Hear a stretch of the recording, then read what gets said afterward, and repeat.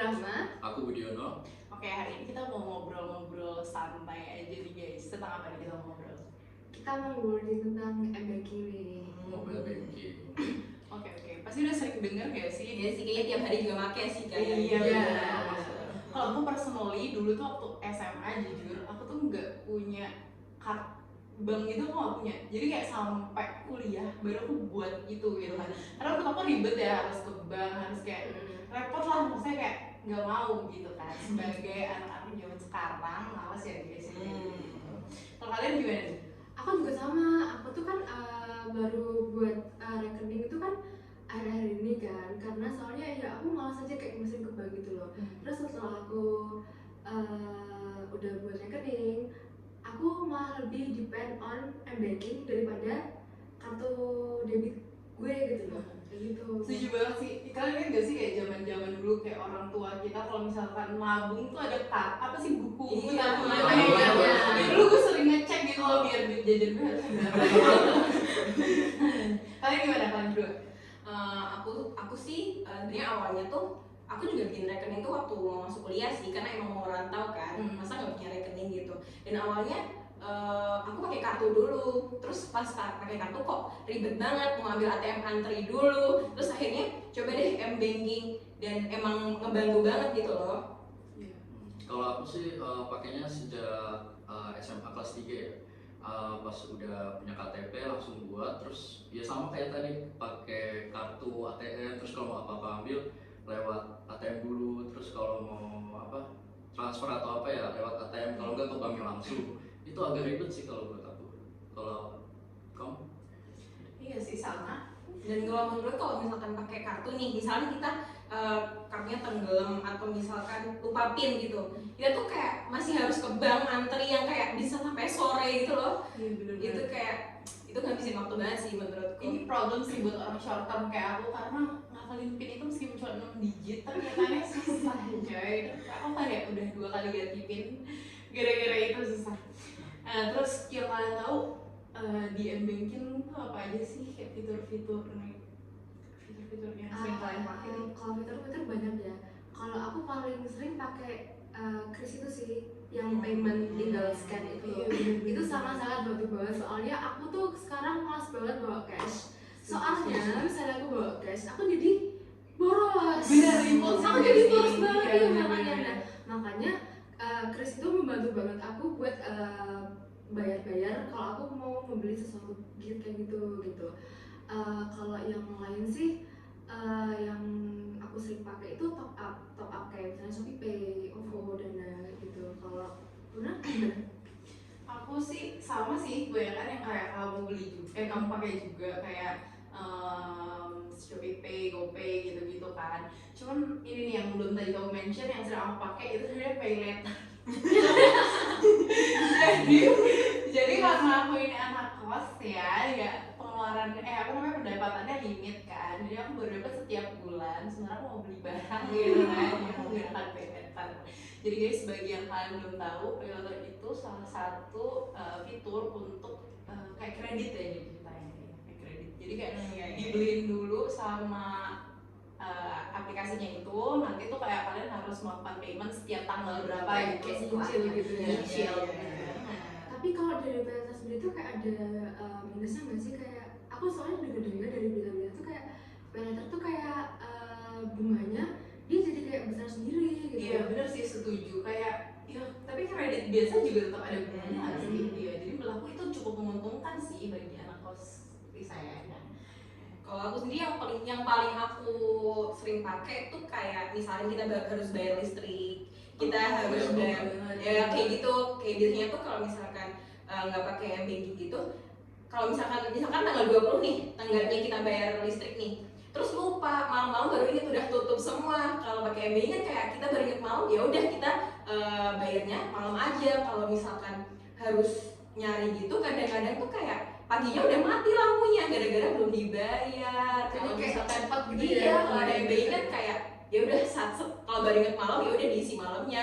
Dan kalau misalkan cari kan udah tutup ya malam-malam, kalau itu kan cepet di rumah juga gitu loh. Tapi itu sistemnya gimana sih kalau misalkan bayar listrik gitu dia langsung ngisiin gitu? Biasanya ada pilihannya sih, kayak misalkan mau bayar PLN nih, ada biaya PLN dan kita udah ada nomornya sih, kayak misalkan nomor meterannya atau apa gitu. Oh, Jadi ntar tinggal ini ya, masukin nomornya di meterannya itu ya, terus ntar kita muncul tagihannya.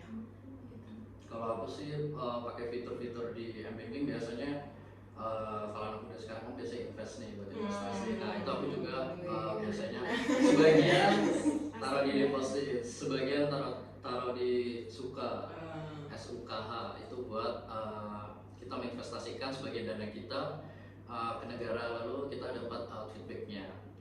Terus juga selain itu ya sama juga bayar tagihan, bayar token listrik, bayar wifi, bayar air, itu juga bisa lewat dari mobile banking. Terus selain itu juga bisa buat bayar kayak BPJS, buat bayar asuransi kesehatan, buat asuransi kendaraan juga bisa. Sekarang udah mudah banget kalau bisa. Begini aja kalau misalkan nggak ada yang pengen itu kayak biar itu harus ke satu-satu kita ke BPJS dulu nih, kita ke PLN dulu, kayak ngabisin waktu. Tau gak sih, aku tuh pernah denger ya, jadi aku pernah dengerin podcast gitu orang. Dia tuh mau membeli reksadana ceritanya. Nah tapi untuk dapat list reksadananya aja itu tuh butuh waktu sekitar, dia nunggu sekitar 30 menit. Gila posting time juga ya. Iya, dan ternyata begitu udah dikeluarin gitu listnya itu minimal 10 juta. Kayak banyak banget ya sih. Iya, sementara kayak akhir-akhir ini aku kayak banyak kan cek-cek juga reksadana gitu yang kayak di Bibit, apa sih itu. Nah, itu tuh kayak minimalnya 100.000. Jadi kayak iya, 100.000. Lumayan banget gak sih? Aku jadi penasaran ya tadi, kamu kan invest kan di M-Banking, itu seberapa banyak kamu mendapat benefit dari itu? Aku penasaran banget deh. Kalau dibilang ini mungkin berkaitan tentang gimana kita dapat keuntungan dari bank ya. Ini terlepas dari kayak riba dan lain-lainnya ya. Ini kita terlepas dari riba dan lain-lainnya. Itu misalkan kita mendeposito 15 juta. Nah itu kita ada pilihannya itu jangka waktu yang mau kita simpan di bank itu berapa, lewat mobile banking. Ada minimal 3 bulan, ada 6 bulan, ada 12 bulan. Nah aku pilih 12 bulan. Nah dari 12 bulan itu kita bisa melihat nih preminya berapa. Premi dalam 12 bulan itu nanti bakal muncul, kita taruh 15, nanti perkiraan di akhir deposito itu berapa. Nah kita bisa memperkirakan sekitar nambah sekitar ratusan ribu gitu. Nah kita bisa pilih, terus kita setujui syarat dan ketentuannya, terus ya udah kita nggak perlu yang namanya pakai tinggal kayak coret-coret di kertas, itu nggak perlu. Jadi kita udah ada bisa ngecek secara langsung deposito kita itu berjalan di mobile banking kita bisa ngecek di mana aja, kita bisa ya istilahnya kayak mantau lah deposito kita di mobile banking itu. Nanti kalau udah waktunya udah habis, kita bisa narik lagi bisa narik lagi depositonya itu. Menarik sih, soalnya nggak banyak kertas gitu aja. Iya, kertas ya. Iya, kertas. Ini Dan lebih ramah lingkungan. Oke baik. Terus nih, menurut kalian, tadi kan kita udah banyak kan ngomong tentang kelebihan-kelebihannya M-Banking kan, kayak kita lebih suka pakai M-Banking dan pro M-Banking parah kan. Milenial. Menurut kalian gimana nih, kayak kalau kekurangannya M-Banking? Kalau aku sih sering terkendala sinyal. Oh iya Itu. Iya bener. Aku pernah sih sumpah. Jadi aku tuh kayak mau bayar kan, itu kayak itu malu banget. Jadi ceritanya gede, terus habis itu mau bayar, terus ternyata banking aku nggak bisa. Aku panik banget coy gitu. Terus akhirnya aku kayak ya udah akhirnya ditalangin dulu. Tapi habis itu aku transfer balik. Tapi tetap aja sih. Aku punya cash gitu. Itu sih yang perlu mungkin menjadi evaluasi bagi karena aku malu. Kalau aku sama ini sih, aku sempat kesel banget. Jadi kan waktu itu kan aku tuh ganti HP kan. Iya. HP gue dulu tuh 2 SIM. Yang HP gue sekarang kan single SIM kan. Nah aku tuh mau ganti nomor M-Banking aku ke nomor yang baru, yang bisa tak pakai di HP ini kan. Tapi nggak tahu kenapa dia tuh kode OTP-nya tuh nggak mau masuk terus gitu loh. Nah trouble-nya itu terus sempat aku bawa ke diselesaikan. Itu sih kalau aku dari aku. Ya, kalau biasanya gitu ya, kalau ganti handphone atau nggak ganti nomor emang harus Iya. verifikasi ulang, registrasi Iya. lagi ke banknya langsung. Ke banknya langsung. Iya benar sih. Kalau dari aku, so far aman-aman aja sih pakai M-banking dan nggak ada keluhan apa sih. Kalau aku ini sih tampilannya M-banking karena Oh. aku orangnya sangat Interface-nya, iya. estetika ya. Iya. Dan dia tuh kayak boring banget sih. Ah. Terus kayak, lah aku pengennya Terus harus ada apa nih permainannya gitu? Iya. Kalau bisa ditambahin games ya, Oh. atau bisa chat pakai stiker lucu-lucu itu bisa banget ya. Ini kita boleh ini gak sih apa mention nama banknya? Boleh aja. Boleh gak saya? Pernah pakai MBK apa?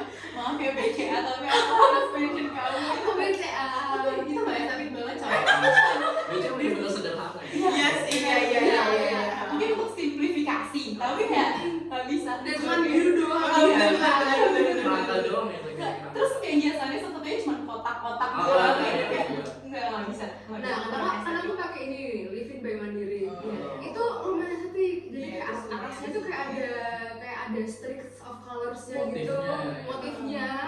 Terus kayak misalnya option transfer, top up dan lain-lain itu tuh kayak beda-beda warna. Jadi kayak lucu aja gitu loh. Oh my god, ini pesan untuk BCA. Jika kamu tidak mengganti tampilan, saya akan ganti ke Bang Lanjut. Thank you. Ini udah ancaman di sini. Gila. Nah, terus habis itu apa lagi? Kalau aku pakai 3 sih, 3. Sultan. Jadi nggak flexing nih, nggak flexing. Itu artinya antara duitnya banyak atau nggak mau pernah duit. Nah, kalau aku pakainya pertama Mandiri, kedua BRI, ketiga BRI. Nah, yang paling aku suka dari ketiga ini itu aku pakai Mandiri sama BRI. Mandiri kan. Mandiri tuh Mandiri tuh enak, interface-nya tuh dia kayak smooth, terus juga motifnya banyak, warnanya juga ya kayak interaktif gitu lah. Selain itu dia juga ada, jadi kita nggak perlu login, kita bisa ngedrag ke bawah, itu kita bisa ngeliat saldo kita. Jadi kita nggak perlu login, saldo kita udah segini, udah nggak usah narik deh gitu. Jadi itu bahaya sih kalau saya. Iya. Tidak, Iya. main saya ada sedangkan kalau untuk BRI itu ya bagus juga, dia memudahkan kita buat bisa login cepat, pakai fingerprint dan lain-lain. Nah, itu semua mungkin udah ya, tapi kalau menurut aku BRI untuk kecepatan loginnya lebih baik gitu. Terus dia interface-nya untuk menu-menunya itu gampang dicari dibandingkan yang lainnya. Kalau menurutku juga dia nggak gampang error. Biasanya kalau kayak Mandiri di jam 2 itu dia harus namanya nge-refreshing data. Jadi dia itu kita nggak bisa ngebuka M-banking living Mandiri di jam 2 ke atas sampai jam kerjanya dimulai lagi. Oh gitu ya? Iya. Nah, tapi yang buruknya, aku nggak ngomong buruk ya, tapi bilangnya mungkin kurang.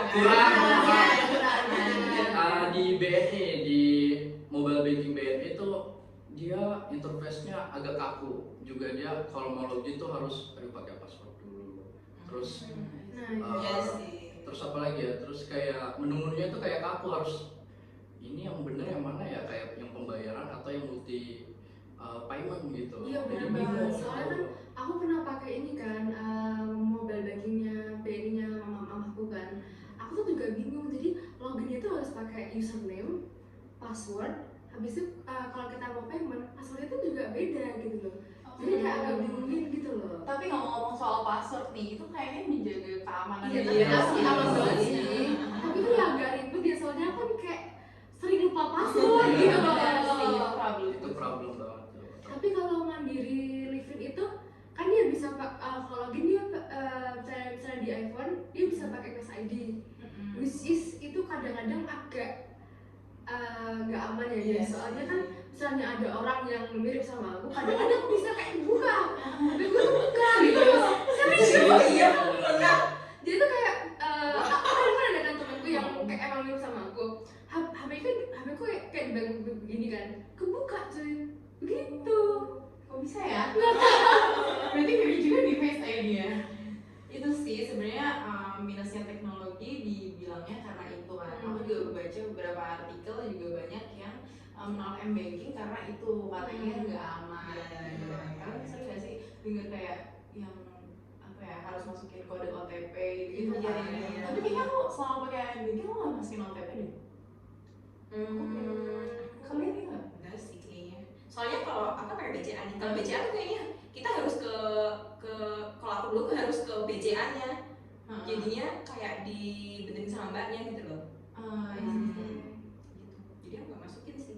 Iya, aku juga setiap transaksi kayak itu aku juga gak masukin sih. Kayaknya kalau mau daftar deh OTP tuh, maksudnya mau bikin M-Banking baru iya. Atau nggak ganti nomor gitu. Iya. Kamu juga gitu? Maksudnya yang bank lain selain BCA juga kalau narik transaksi gitu nggak ada OTP? Nggak ada sama sekali. Kalau aku nggak ada sama sekali. Tapi kalau kasus temanku dia pakai bank BTN, mobile banking, kalau dia lagi transfer uang dari BTN ke rekening lain itu harus pakai kode OTP. Terus dipotong pulsa lagi. Wah, Itu mahal. Ada juga yang kayak gitu, karena nggak semua bank di Indonesia, apalagi bank umum nasional itu sama kebijakannya, beda-beda. And then kalau kita udah ngomongin kayak gini nih, terus selain kekurangan itu ada kekurangan apa lagi sih yang bisa ngancem mobile banking untuk saat ini? Oh, kalau menurutku sih sekarang kayak kita lihat banyak banget nih penipuan-penipuan yang kayak kalau misalkan kita nggak hati-hati nih, kita beneran kayak bisa kena gitu loh. Bahkan kayak milenial kayak kita nih yang melek teknologi nih, orang bilang bisa banget kena nih. Siapa nih yang pernah kena nih? Aku sih pernah sih. Sebenarnya bukan aku sih, ini ibuku sih. Jadi tuh emang modusnya tuh kelebihan transfer gitu loh. Kelebihan transfer gitu, dan Nolnya kebanyakan ya? kayak dia tuh mau beli, kan ibuku kan ya pengusaha nih, dia tuh mau beli barang gitu, tapi kayak bilangnya transfernya kelebihan, dan ibuku tuh nggak pakai M-Banking. Jadi ibuku tuh nggak tahu nih, dia tuh udah transfer tapi nggak tahu saldonya udah masuk apa belum, dan orangnya tuh minta segera dikembaliin gitu loh, karena itu katanya uang perusahaan atau gimana lah. Akhirnya ibuku tuh minjem M-Bankingnya aku, jadi aku transfer lah sisanya itu ke orangnya itu. Pas sore waktu ibuku mau cek saldo ternyata nggak masuk, dan lumayan banget sih nominalnya menurut aku. Kalau gitu ibu kamu mungkin mau abisin nafasir rekeningnya. Jadi tak sumbangan ya. Oke, next. Ada lagi nggak? Kalau aku pernah sampai 3 kali. Wah, Jadi, Itu malah 3 kali. dia 3 kali. Tapi nggak kapok pakai M-Banking. Enggak dong, kebutuhan. Ya, baik. Kalau gue yang pertama itu pas SMA kelas 3 itu mau kelulusan, gue kayak lagi apa ya, tiba-tiba ada yang nelpon nih. Halo Kak, selamat Kakak mendapatkan undian, namanya juga itu gue bingung banget tuh, namanya juga remaja ya masih, wah dapat undian apa nih Kakak, apabila memilih salah satu nomor yang kami kirim dari nomor SMS gitu, pilihan 1 sampai 5 waktu itu opsinya, terus aku pilih nomor 3, selamat Kakak mendapatkan kulkas 2 pintu. Nah aku langsung lumayan nih buatnya, terus ya udah deh gue langsung, nah kakak langsung dia bilang katanya kakak bisa langsung sebutin kode-kode, nah kode OTP, nah dia bilang nanti ada kode OTP yang masuk ke SMS di HP kakak. Nah kakak sebutin, nah aku sebutin tuh kode OTP. Oh ternyata kode OTP itu untuk membuka mobile banking aku. Ada kalau SMS OTP kan udah ada misalnya ya kayak. Nah Jangan memberikan siapapun. Ya benar. Terus aku langsung nyebutin aja, terus dia bilang oh kita selamat nanti untuk apa ya pengambilan barang kakak bisa datang langsung ke bank mandiri terdekat. Nah yaudah aku datang ke bank mandiri terdekat, katanya kita sedang tidak ada event seperti itu. Jadi aku kenapa sih pas aku lihat di mobile banking aku langsung kayak sedih dong. Iya. Sisa 5.000, bayangin. Orang baru masih SMA nih, masih pelajar, masih banget ya sih duitnya hilang. Berarti sisanya diambil deh. Iya sisanya diambil karena dia udah Kira-kira di berapa digit? 6 sih pasti. Waduh. Itu Kamu tabungan. nggak masih sih. Itu tabungan sendiri, terus kayak ya udah nyesel lemes kan udah denger kayak gitu. Pasti apa kalau kita udah kena penipuan terus kayak lemes lah gitu. Nah terus yang kedua itu sama sih kayak gitu sebenarnya. Tapi itu di Bank BRI. Tapi gua anehnya kalau di Bank BRI ini kayak pegawainya langsung ngomong. Dia kayak tahu identitasnya langsung, dia saya asli kayak gini-gini. Cowok waktu itu yang ngomong. Terus tapi dia nggak minta kode OTP. Tiba-tiba dia ngirim pesan terus masukin link. Nah aku langsung masukin data-data aku kan di situ. aku bodohnya masukin kayak mungkin tanggal lahir aku, terus nama ibu kandung. Terus ya udah akhirnya itu dia ngirim SMS lagi, terus verify, langsung beberapa selang 5 menit 10 menit tuh aku cek di banking aku ada notif Anda telah menarik saldo sekian gitu, dan itu udah sisa 0. Dan aku tadi mulai kayak anjing beda banget gitu. Nah kalau yang ketiga ini ketipunya cuma gara-gara barang sih. Cuma kayak aku nggak ngelihat langsung kalau itu tuh sebenarnya rekening orang penipuan. Sekarang itu kita sebenarnya bisa buat ngecek rekening orang penipu gitu. Itu kayak di web gitu ya? Ada di webnya, benar. Nah aku waktu itu pengen beli sepatu lewat online, tapi pas sudah aku transfer sekian juta, terus ternyata akhirnya ya udah. Banyak sekarang kayak metode penipuan guys, nggak cuma metode penelitian. Bener banget. Terus kalau misalkan kayak gitu nih, kayak misalkan aku kena nih, buku kena, duitnya hilang, dia duitnya nggak kembali.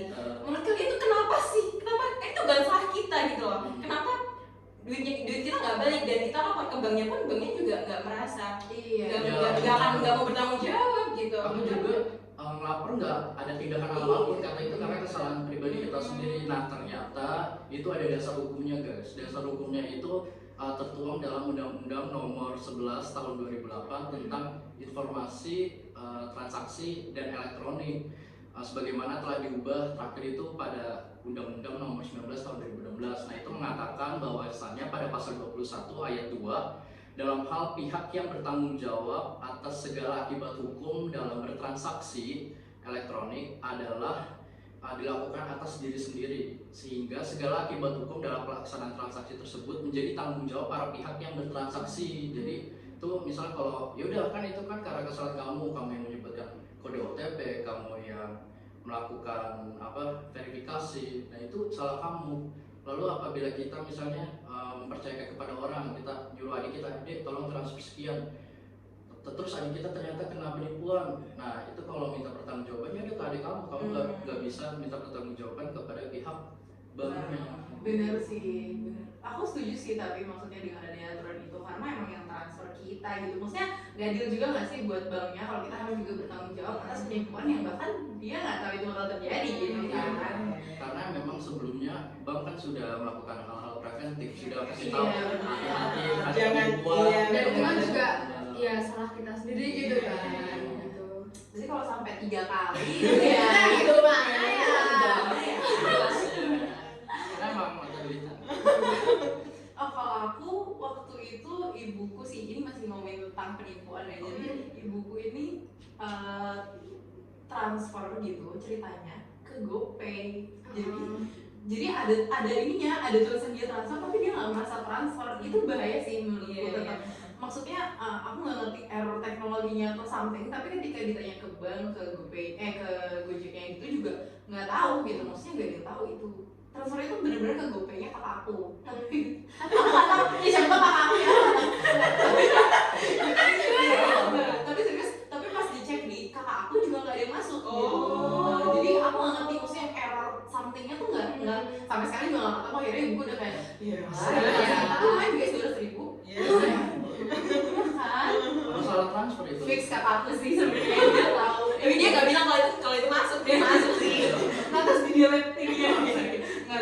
Jadi pokoknya intinya dari yang aku ceritakan aku mau bilang tetap menurutku teknologi tetap ada minusnya sih gitu. Pintar-pintarnya manusia pasti teknologi juga pasti ada minusnya. Iya benar. Terus sih lagi nih Apa ini yang kita bahas? Oke, harapan kalian kira-kira untuk m-banking ke depannya? Buat BCA. Spesialisasi. Semoga interface-nya lebih bagus lagi ya. Semoga interface lebih bagus lagi. Terus Ini kritik dasaran. ini saran. Kalau aku harapannya kan kalau di Livin by Mandiri itu banyak banget promo. Jadi misal kayak tanggal sekian sampai tanggal sekian bayar pakai kris mandiri gitu kan, kayak cashback berapa puluh ribu, itu semoga dibanyakin ya. Kayaknya BCA jarang promo deh. BCA itu sih, itu pesannya itu ya, pesannya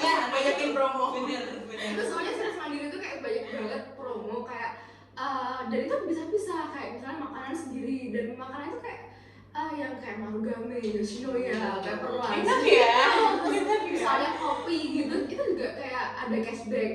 Kayak Fore Coffee, Janji Jiwa dan lain-lain. Aku udah berkali-kali pakai itu dan cashbacknya selalu masuk lagi ke milik aku dan itu lumayan banget sih buat aku. Gitu. Kalau kamu gimana? Ya tadi sih ya kayak banyakin produknya dan apa ya, mungkin banyak fitur-fitur yang lebih bagus, lebih banyak lagi dan kayak lebih mendukung mahasiswa, milenial dan kayak ya itu sih. Setuju sih, kalau aku maunya ditambahin fitur ini reksadana. Jadi aku akhir-akhir ini tuh lagi kayak mengamati gitu kan. Apalagi emang lagi booming gak sih tentang reksadana?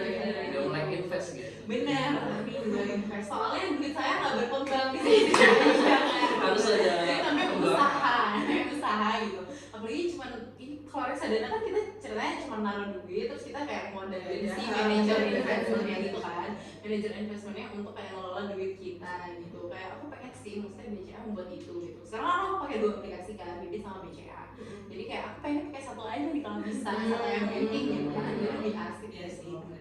Nah terkait tadi yang udah dibilangin Luna, aku harapannya sih biar bank-bank umum di Indonesia, khususnya bank asli dari Indonesia tuh bisa similarity, jadi bisa sama lah fiturnya, mungkin bisa disamakan konsepnya. Jadi misal kalau kita mau transfer ke bank antar bank tuh nggak perlu namanya ada biaya administrasi. Bener sih. Terus aku juga harapannya semoga ya perkembangannya nggak cuma bisa bayar teknologi kayak fintech kayak tadi tuh kayak bayar ShopeePay, bayar token listrik, tapi juga bisa buat bayar kayak mungkin hal-hal lain kayak kita tuh buat bantuan mungkin buat terus lebih Kayak kita bisa dapat Kita bisa. Jadi harapanku ya itu bisa menyamaratakan konsep bank umum di Indonesia, terus menyederhanakan tapi juga membuat orang yang menggunakan usernya itu, nasabahnya itu nyaman dengan memakai mobile banking, karena kan kita tahu Indonesia sedang masuk ke digitalisasi. 2045 kita harusnya udah bisa menggunakan digitalisasi secara maksimal gitu. Kalau menurut aku ya itu, semoga bank-bank di Indonesia bisa sama rata dan nggak ada namanya ketimpangan, ada bank yang ini, ada bank yang kurang ini gitu. Iya sih, kayak misalnya ketimpangan yang aku sering banget nemuin, misalnya aku nih top up ke ShopeePay, kan dari aku mandiri kan kayak cuma 500 rupiah nih. Terus temanku tuh dari aku lupa BCA atau BNI gitu, dia top up terus adminnya kayak 2000 atau berapa, kan banyak kan. 2000 lumayan ya. Lumayan, semakin. Total 10 kali 20.000. 10 kali lebih banyak siapa? Terus kan walaupun udah ada aplikasi Flip yang bisa iya, kalau kita transfer ke bank yang lain bebas admin, tapi itu kan juga ada limitnya pertama. Sama yang kedua kan juga ribet gitu loh, kayak kita harus dari Flip terus kita ke banking kita, terus banyak lagi gitu loh. Itu sih udah gitu. Jadi mulai sekarang kalian lebih pilih ketinggalan HP apa dompet? Ketinggalan dompet. Iya, Soalnya semuanya udah bisa di Udah bisa HP. digital, bisa digital.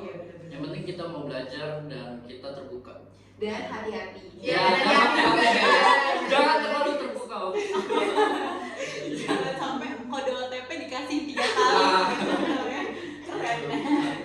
Nah, itu aja. Well, itu tadi pembahasan kita ya. Oh ya, mungkin aku mau nambahin ya guys. Kalau kalian mau ngecek tentang perbankan atau nggak cuma mobile banking, itu kita harus tahu dasar hukumnya. Dasar hukum dari bank itu adalah Undang-Undang nomor 10 tahun 1999 tentang perbankan, yang mana dalam undang-undang itu menjelaskan tentang perbankan nasional, terus juga menjelaskan beberapa aspek-aspek yang ada di bank nasional. Jadi kita harus tahu nih dasar hukumnya sebelum kita menggunakan fitur-fitur bank. Oh, sama ini guys, jangan lupa kalau misalnya kalian menggunakan apapun yang berkaitan dengan perbankan, alangkah lebih baiknya kalau itu dicek apakah udah di dalam kawasan OJK atau belum gitu. Karena yang kita cari yang aman-aman aja ya guys, jadi harus yang udah ada pengawasan OJK. Ya, hashtag aman aja.